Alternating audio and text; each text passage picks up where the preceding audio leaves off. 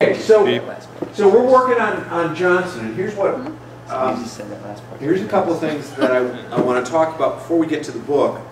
One is majors and minors and contract majors and combined people. We need you to participate in, you got it running? Yeah, it's running. Okay. We need you to participate in the process of program assessment. And your participation in the process of program assessment does not require you to do another paper or presentation or anything else. It requires you to upload one of your papers or presentations, actually one of each, from this year. Now, seniors, you have to use your senior project. Okay? You don't have a choice.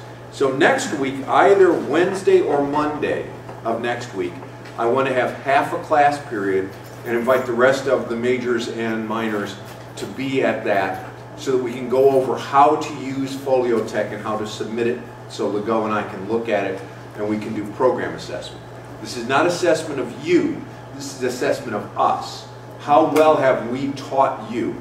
Have I done that? Have I submitted things? No, you have. Nobody has done this. This is brand new this year. Okay. Because I thought I submitted things to you before, but I don't know. Yeah, you did before, but it was directly to us. This will go to Foliotech. And this isn't necessarily linked to our portfolios, is it? Because it can be linked to your portfolio. You can link it to your portfolio. You can use something that's already in your portfolio if you've already set it up. Now, most of you are going to have a little bit of difficulty with having a presentation. For those of you who are doing theater, you can use part of one of your performances. So that's two of you, Dana and Ford can use it as part of your performance. You can use that. You can use this piece that you did for mass media, the creative piece. You can use that presentation you did. It wasn't a very good formal presentation, but you can use that if you want to. Again, seniors, you're going to use your senior presentation. We're doing that so that we know we have a terminal product that is the same for everybody throughout the program. And the goals of our program are to help you write both clearly and artistically, and to speak and present both clearly and artistically.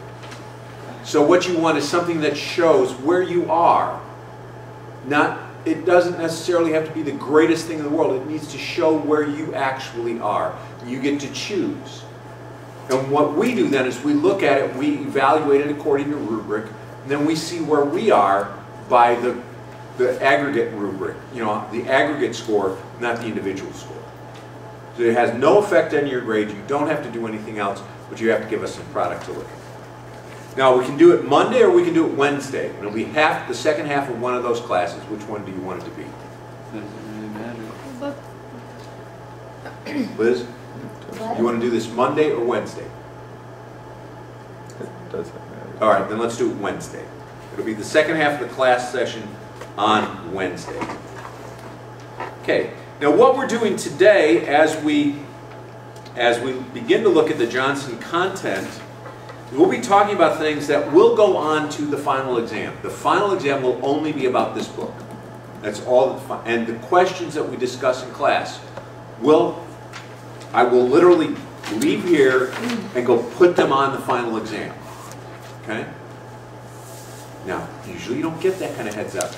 But what I want you to do on the final exam is not just reproduce what we've done in class, but to think further and to extend whatever we come up with in class in terms of discussion. Klart som korvspis, which is Swedish for clear as sausage grease. Clear sausage grease.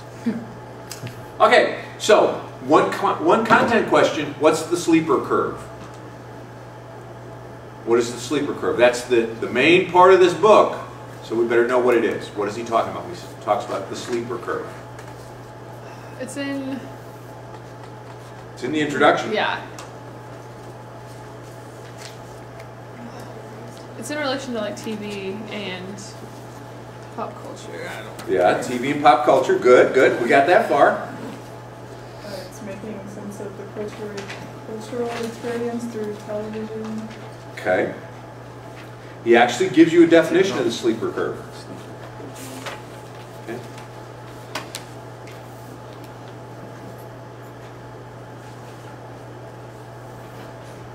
at the very end, he says this about the sleeper curve. This is not a definition, but very close to one. This is where the sleeper curve becomes visible. Today's popular culture may not be showing us the righteous path, but it is making us smarter. Today's popular culture may not be showing us the righteous path, but it is making us smarter. What does he mean, the righteous path? Like moral or ethical? What if people, most of the time when people talk about popular culture, what do? And we do it in this class, I do it, you do it. You know, Zach's second proposal on paper that he backed off on because he didn't want to have to be recorded as having watched a lot of pornography. Zach's proposed paper did what about pornography and the internet? Talked about how the pornification of our society. Yeah, and is that good or bad? Well, I look at it as bad. That's bad. That's bad. I mean, just the word pornification of our society, we would say is a bad thing. That's a bad thing. What do we do when we talk about mass media so often? We decry it. We tell them, yeah, we tell everybody how awful it is. It's an awful thing, the mass media. And this is not new, is it? Okay, let's think back through places that we've been before. What did Socrates have to say about the mass media of his day? That is, written stuff. Said it made people stupid. Made people stupid. Why? Because it decreases your memory. Yeah. And you don't have the interaction with the author. Yeah, those are the two things. You can't question a book, and your memory goes. Didn't someone say something about it takes away from the storytellers or something like that? Takes away from the storytellers because you no longer need a storyteller. You have the book, right? So the story stops being alive, it's on a page, it's dead, you can't question it, and your memory goes. You start to lose memory, okay? What did the scribes say about the printing press?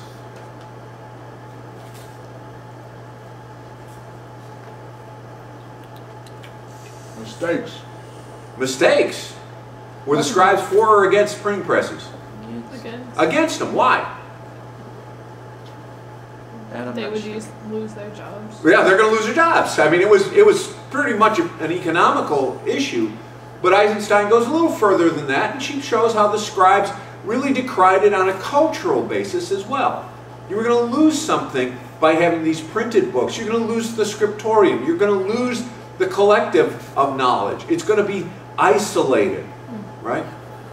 What did people say about television when it first appeared and compared it to radio? We didn't really talk about that, but I think you can see where we're going here. What would radio people say about television? Gets rid of your imagination. Yeah, you lose your imagination. Why? Because you can see it. You can see it. And how was, you know, when they said, and Fibber McGee is going to the closet. Fibber McGee, did you ever hear Fibber McGee's closet? Fibber McGee opens the closet and everything falls out of the closet. And this was a famous part of radio, Fibber McGee's closet. It's a great part of radio sitcom. Fibber McGee opens the closet, everything falls out. You have this huge noise, clunk, clunk, clunk, clunk, clunk, clunk, clunk, hold, clunk, right? And it's a real stereotypical. We have come to use that sound effect as a way of inducing laughter because you get the clunk, clunk, clunk, clunk, clunk, clunk, clunk of everything falling out.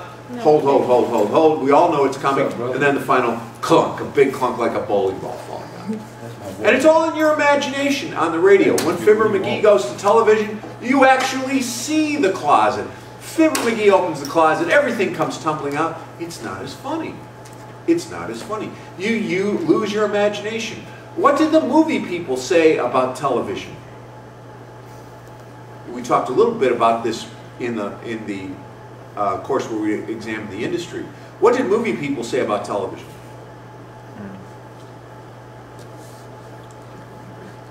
It's not as good as a movie.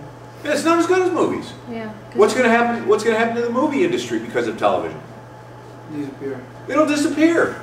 Who's going to go out of their house to go watch a movie when you can sit at home with the box, right?